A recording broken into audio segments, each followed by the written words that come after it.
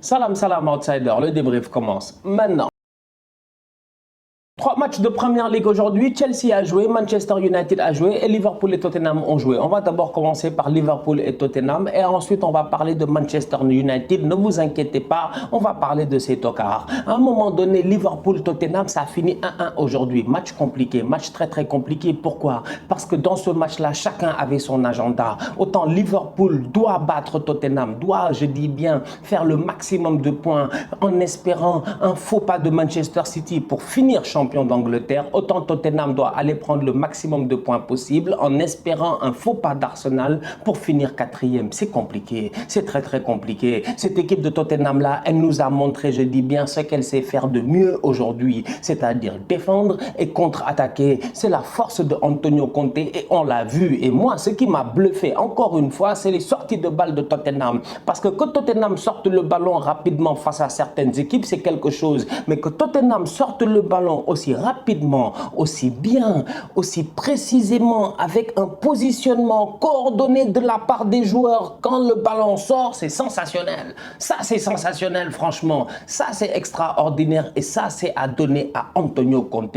Cette équipe de Tottenham-là, aujourd'hui, malgré le pressing de Liverpool que vous connaissez, qui est très haut, qui est très constant, elle a réussi souvent à sortir le ballon rapidement. En 2 temps, 3 mouvements, ils sortaient le ballon. En 2 temps, 3 mouvements, ils étaient dans la moitié de terrain de Liverpool. En 2 temps, 3 mouvements, Son est parti. Kane est en pivot. Kulusevski, j'en parle même pas. Sincèrement, cette équipe de Tottenham l'a fait match nul 1-1 face à Liverpool aujourd'hui à Anfield. Si tu es fan de Liverpool, ça fait mal parce que tu te dis qu'à moins que City perde un match d'ici la fin de la saison, ce qui est encore possible quand même, franchement, avec l'élimination en Ligue des Champions, tout ça, tout est possible. Peut-être que mentalement, Man City, demain, face à Newcastle, ils peuvent faire une bêtise, une erreur. Voilà, tout est possible, en tout cas, d'ici la fin de la saison. Donc, si tu es fan de Liverpool, ça fait mal. Ça fait mal. Mais Tottenham n'a pas démérité. Franchement, ils n'ont pas démérité. Ils ont bien joué et ils méritent le point du match nul. Son Heung-min claque son 20e but de la saison. 20 buts cette saison en Première Ligue. Aucun but sur penalty. Franchement, top saison de la part de Son Heung-min. Il a battu son propre record. 20 buts, il ne l'avait jamais fait. Il vient de le faire pour la première fois. C'est un excellent joueur. Aujourd'hui, encore une fois, il nous le montre. Son positionnement est parfait. Il est à la réception d'un très beau centre. Un beau mouvement. Un beau mouvement plein de lucidité des joueurs de Tottenham. Tu sens qu'ils l'ont travaillé. En fait, Tottenham, ils ont fait un match académique. Ils ont fait un match académique. Il y a des matchs, c'est du flair, c'est du flair. C'est voilà, c'est les gars, ils jouent tout ça. Il y a de la tactique, mais il y a beaucoup de flair. Tottenham, c'était académique. Il fallait défendre, il fallait tenir, il fallait tout faire pour ne pas, je dis bien, succomber au surnom offensif créé par les latéraux de Liverpool. Et surtout, il fallait profiter des montées des latéraux de Liverpool pour passer derrière eux. C'est ce qu'ils ont fait pendant 90 minutes. En fin de match, Højbjerg, la remise là, si Konaté ne la sort pas, Harry Kane peut-être qu'il a claqué le but, peut-être que c'est fini, c'est 2-1 pour Tottenham. C'est pour vous dire à quel point ils ont fait un match académique. Ils ont respecté les règles mises en place par Antonio Conte. Ils l'ont bien fait. Son Heung-min a été décisif. Franchement, top performance de sa part. Et encore une fois, bravo. Franchement, je l'ai dit plusieurs fois. Son Heung-min, tu es Goda. Ça veut dire tu es le meilleur, tu es le plus fort en coréen et il est très fort.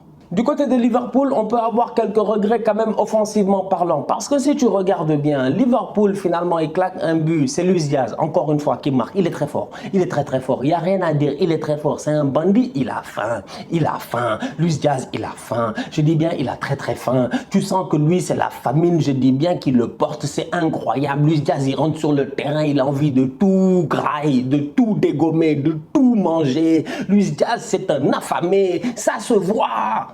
T'as vu la frappe? Mais même la célébration, tu sens qu'il est hors de lui en fait. Tu sens que c'est un moment d'extase extraordinaire, je dis bien. Il était hors de lui à ce moment-là. Luis Diaz est virevoltant. Il est techniquement très fort. Il est rapide.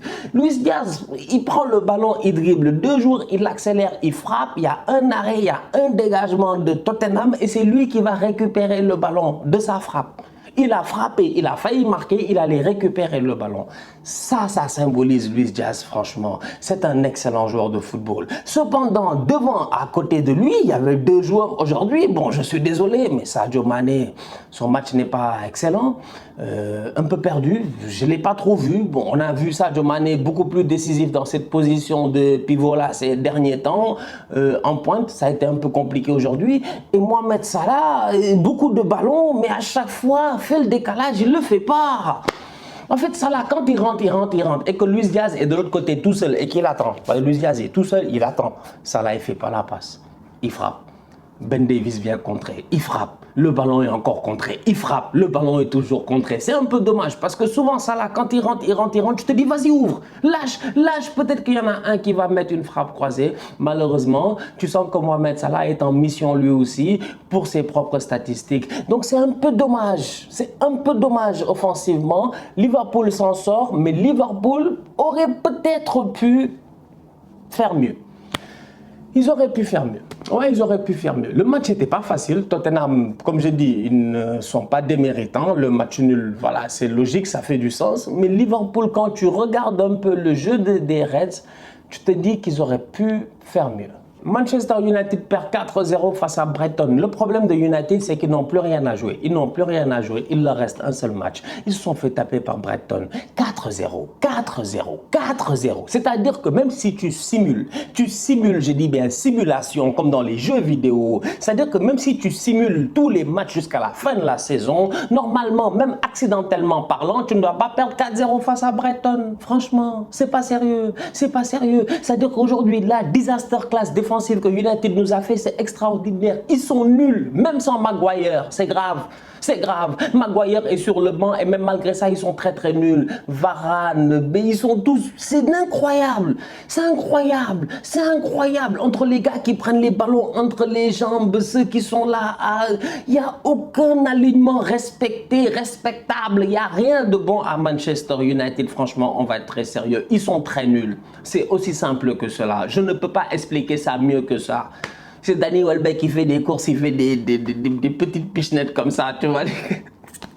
Non, United, c'est des tocards. C'est incroyable. 4-0, c'est ce qu'ils ont pris aujourd'hui. Et... même la logique offensive, je regarde le truc, je dis, mais Mata, Fernandez, tout ça, c'est pas parce que cette semaine, ça a marché out of nowhere pour le dernier match là-bas à Old Trafford que ça veut dire que logiquement, c'est logique. En fait, c'est mauvais United, franchement c'est mauvais, ils sont nuls, ils sont tous très nuls, il n'y a rien de bon, ça joue pas au football, c'est tout sauf du football. On parle de Manchester United, franchement, qui a 56 buts encaissés.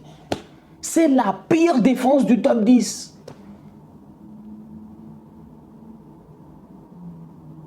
La deuxième pire défense du top 10 n'a pas plus de 45 buts encaissés. C'est-à-dire qu'il y a quand même une différence de 10 buts entre United et les autres, quoi. C'est nous tous, on se gère, les Arsenal, tout le monde a des 40 buts, 45 buts encaissés maximum. United, 56 buts encaissés. Ça fait partie des 5 pires défenses de Première Ligue. Mais c'est pas... en fait, c'était quoi leur ambition, eux? Ils ont perdu 4-0. Passons à autre chose. Chelsea fait 2-2 face à Wolverhampton et Chelsea, si tu regardes bien, attention, je vous l'ai dit la dernière fois, tout va dépendre du résultat d'Arsenal ce week-end, mais je vous l'ai dit, Chelsea doit faire attention à sa 3e place parce que Arsenal a des yeux sur cette 3e place-là. Chelsea perd encore une fois des points, ils font 2-2 face à Wolverhampton, un but crève-cœur de Connor Cody en fin de match, 97e minute. C'est là où tu vois en réalité que Lukaku n'a pas de chance. Lukaku doit se revoir, il n'a pas de chance. Lukaku, le jour où il claque un doublé, ce qui n'est pas arrivé depuis Mathusalem, le jour où Lukaku claque un doublé, c'est ce jour-là où tout allait bien, où Chelsea va peut-être gagner grâce à Romelu Lukaku, ce qui est quand même extraordinaire. C'est ce jour-là que Wolverhampton égalise. À la dernière seconde du jeu, à la 97e minute. C'est incroyable. Les Blues ont encore une fois perdu des points. En cette fin de saison-ci, tu sens qu'ils sont essoufflés. Et ce n'est pas le moment d'être essoufflé. Ce n'est pas le moment, je dis bien, de manquer de concentration. Parce que Chelsea, leur saison n'est pas terminée. Malgré l'élimination en Ligue des Champions, ça leur a fait mal. Ils ont un nouveau propriétaire. Franchement, il y a un renouveau et il y a une finale de Cup. Face à Liverpool qui s'en vient. Chelsea peut aller gagner la FA Cup. Chelsea peut ne pas avoir une saison blanche. Chelsea peut sauver sa saison, franchement. Mais pour le moment, Chelsea, ils ne sont pas en top confiance. On a vu Chelsea mieux que ça, franchement. Je ne m'attendais pas à ce que Wolverhampton égalise. Trincao a claqué son but. Ok, en fin de match, ils sont un peu fébriles. Tu te dis, bon, ça va tenir. Mais non. Centre, tête, but, 2-2. C'est dommage. En attendant, City Newcastle et Arsenal Leeds, 2 matchs très importants. Manchester City peut perdre des points face à Newcastle, comme ils peuvent gagner des points face à Newcastle. Tout est possible. En tout cas, d'ici la fin de la saison, du côté de Liverpool, ils vont espérer un faux pas de la part de cette équipe de Guardiola. De l'autre côté, Arsenal doit jouer face à Leeds. Arsenal doit se gérer parce que si tu regardes bien, Chelsea a perdu des points, Tottenham a perdu des points. C'est le moment pour Arsenal d'aller engranger les 3 points pour revenir au classement et essayer d'aller assurer cette 3e place-là ou cette 4e place-là significative de Ligue des Champions. Jusqu'à présent, tout est possible dans ce championnat-là. Ce championnat-là reste quand même très intéressant, malgré le fait qu'aujourd'hui, Liverpool a perdu des points face à Tottenham. La famille, on se capte très bientôt pour un nouveau débrief. D'ici là, on continue à liker, on continue à partager, on s'abonne. On est ensemble, on reste en santé, c'est le plus important. Tous outsiders.